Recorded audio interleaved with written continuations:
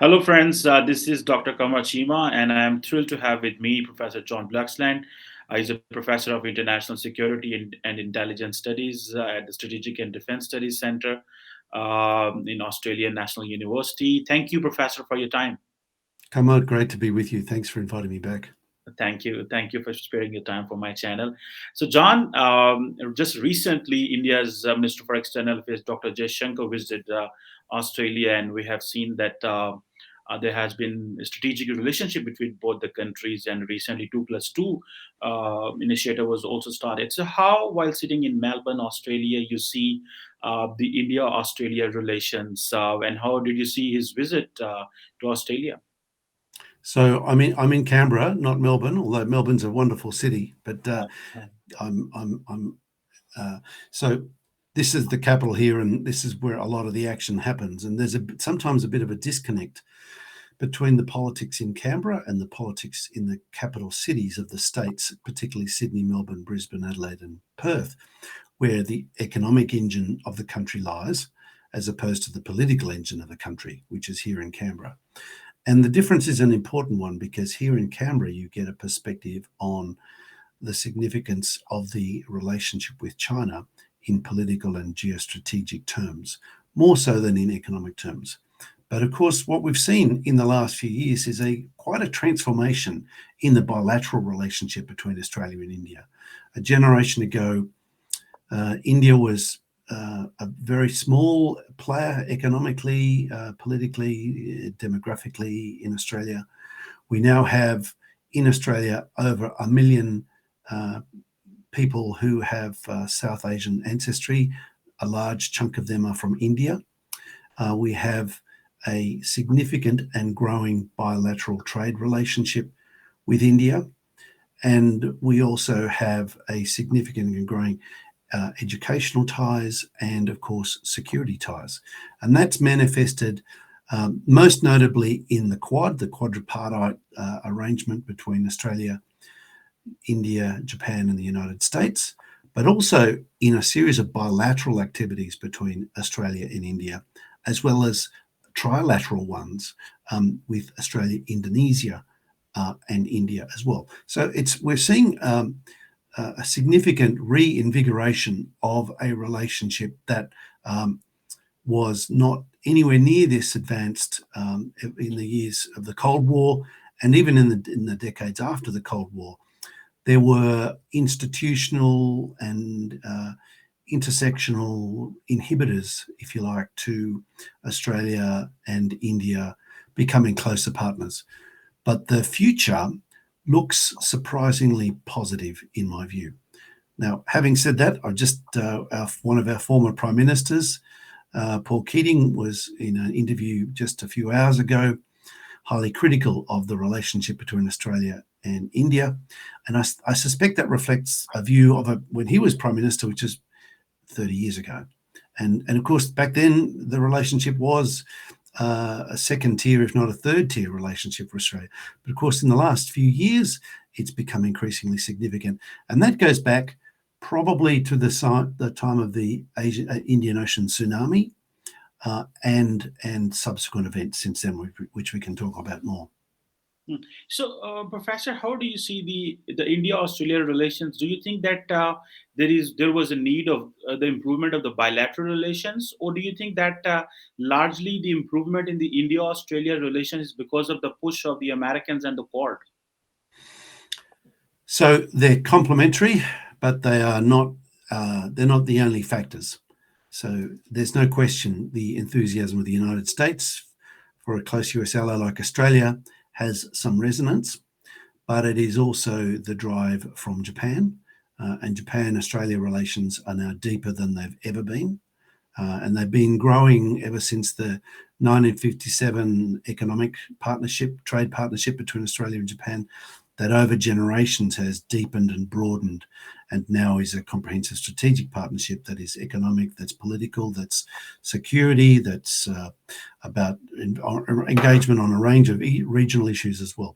So we collaborate very closely with Japan on regional issues in multilateral fora, such as the East Asia Summit, the ASEAN Regional Forum, the ASEAN defence meetings, the various ministerial related meetings in that space as well.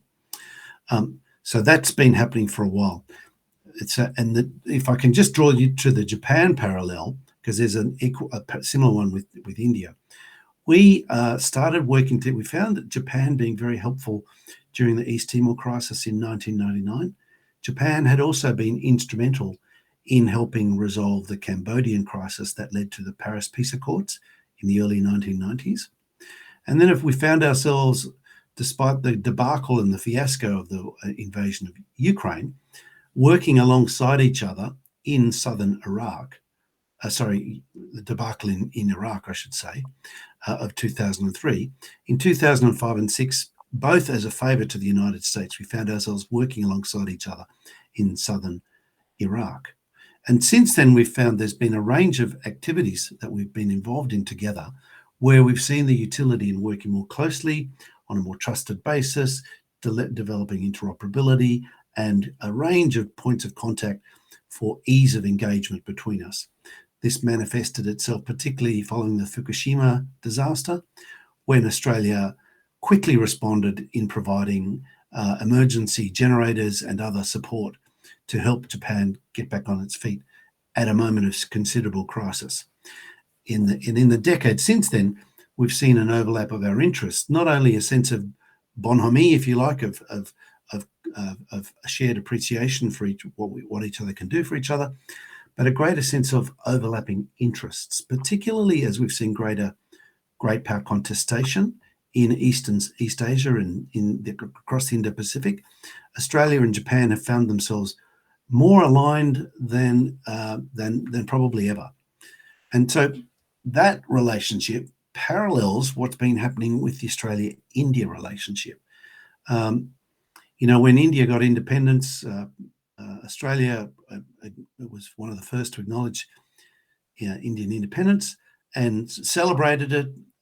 But in the years since then, with India focusing on the non-aligned movement and its non-aligned status and its close relationship during the Cold War with the Soviet Union and even after the Cold War with Russia, its focus was elsewhere. Its focus security-wise was on managing the relationship with Pakistan and managing the relationship with China.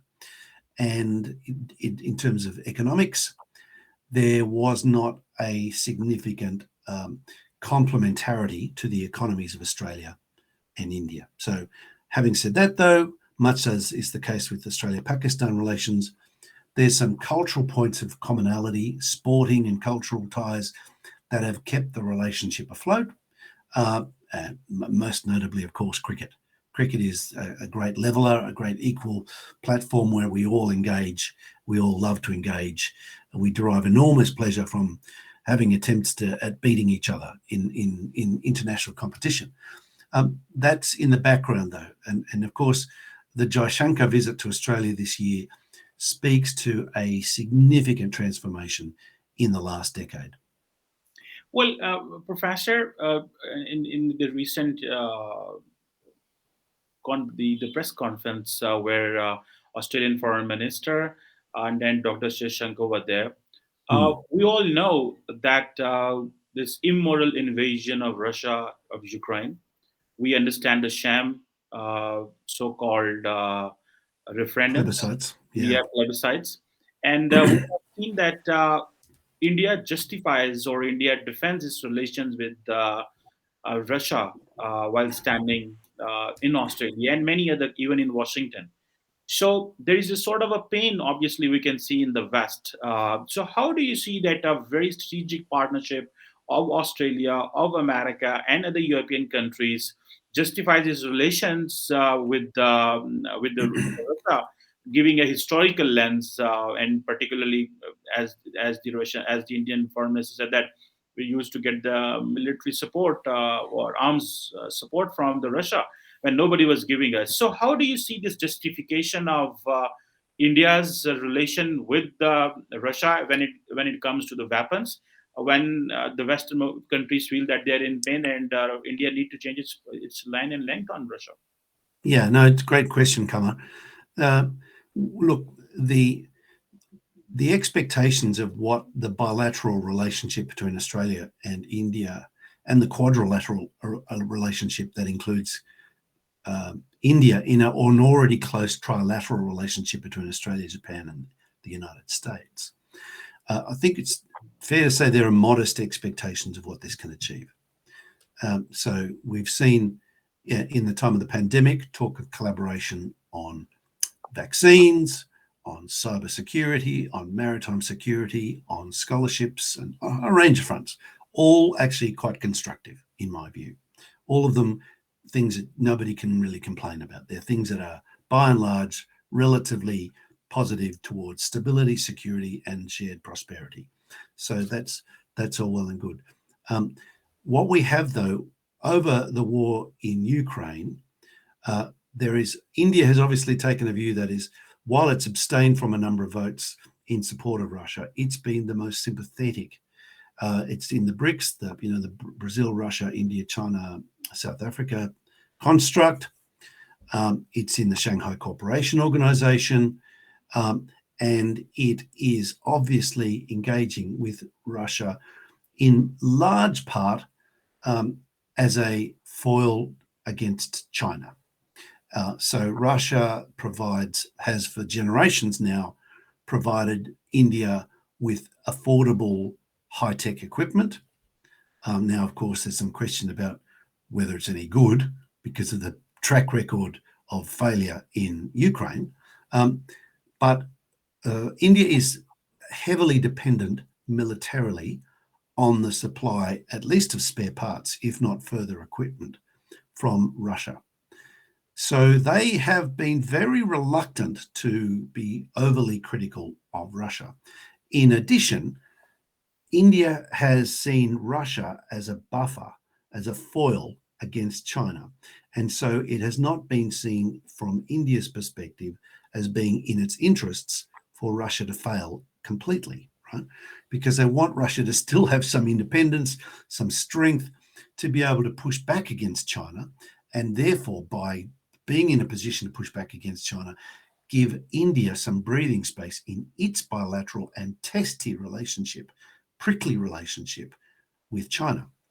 So now the Quad, I think, has to be seen really primarily in terms of the East Asian Indo-Pacific dynamics, not so much the Eurasian dynamics. So as a result, Japan, the United States, and Australia, the other Quad partners, have taken a bifurcated approach towards India and management of its relationships. There's a recognition of the kind of realities of Indian dependence on Russia and on the utility for India of remaining engaged with Russia as a foil against China. At the same time, there's also utility in keeping India inside the Quad in order to give some assurance to India that it isn't isolated. And so that is particularly of concern, lest India be finding itself in the position where it kind of decides, well, no one's on our side, so we'll fold. We'll do whatever we're told. Now, no one's anticipating that outcome, of course, because India is a proud and independent, powerful nation and growing in power. But there is a sense that we need to be careful about what demands we place on India because of its more precarious position than that of the other Quad members, who are all, none of the others share a land border with China. And that's a very significant factor in the equation. Well, Professor, one subsequent question on this is that, for instance, Dr. Jaishanker mentioned about the AUKUS, and he appreciated and he said that this is a good alliance. So how does the Quad, or how does this Western alliance looks, and that India remains the part of the Quad, but India doesn't let it to be the military component. And to make it a military component, you have to have a AUKUS. Yeah. So how this pick and choose India, do you believe that frustrates the Western countries and particularly the Quad? So I think you got to recognise that there are layers of complexity here. Firstly, the Quad is not an alliance. There's no mutual security guarantee clause. There is no command headquarters. There is no commander of Quad. Right? That's not. It is a forum.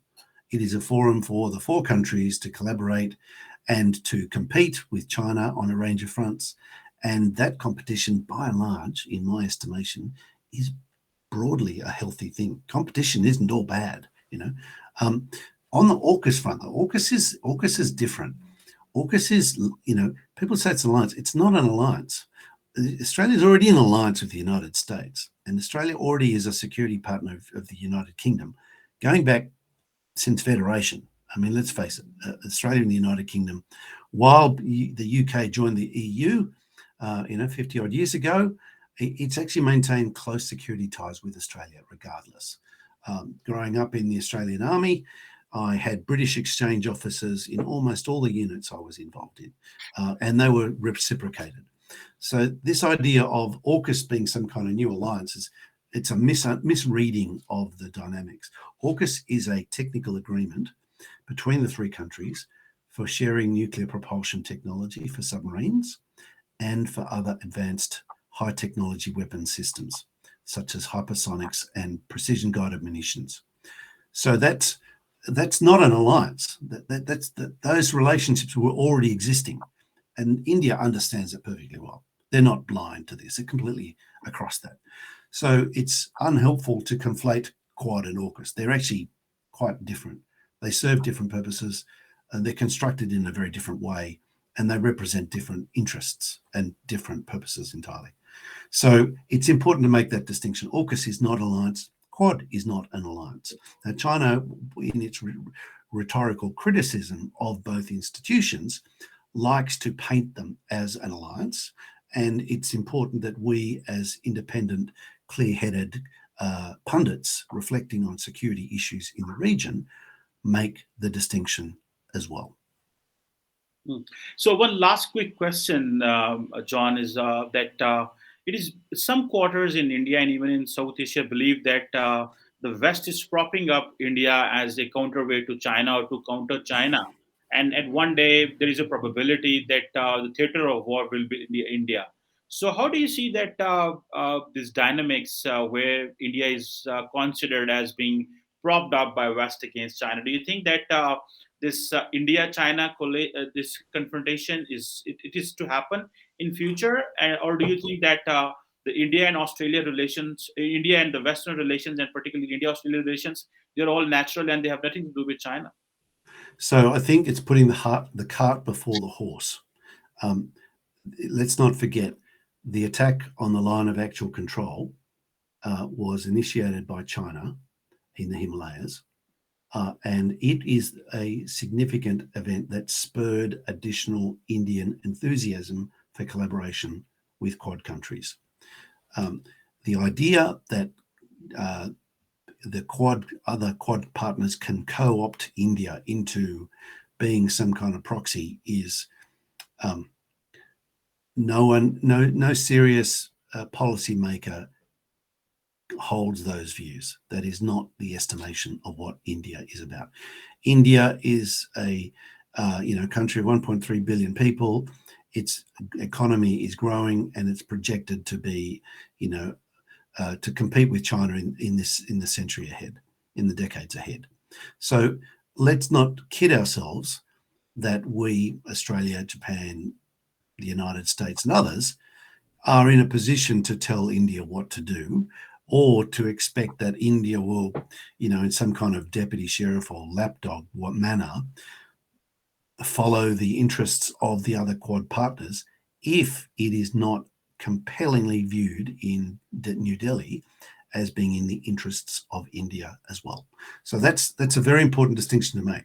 And I make this point because in fact, I had this conversation only this morning with a colleague about the deputy sheriff tag in Australia. It's really unhelpful to think this way, because Australia, Australian policymakers and politicians, they make up their own minds. They make decisions based on what they see as in Australia's national interests. Now, it just so happens that for a large number of issues, they are seen to be in alignment with the interests of the United States. Not always, but in a large number of cases, they're in alignment. And that is taken, correlation doesn't equate to causation, but simple people who want to simplify issues and who can't cope with complexity or nuance, dumb it down to, they're the same thing. It's just nonsense.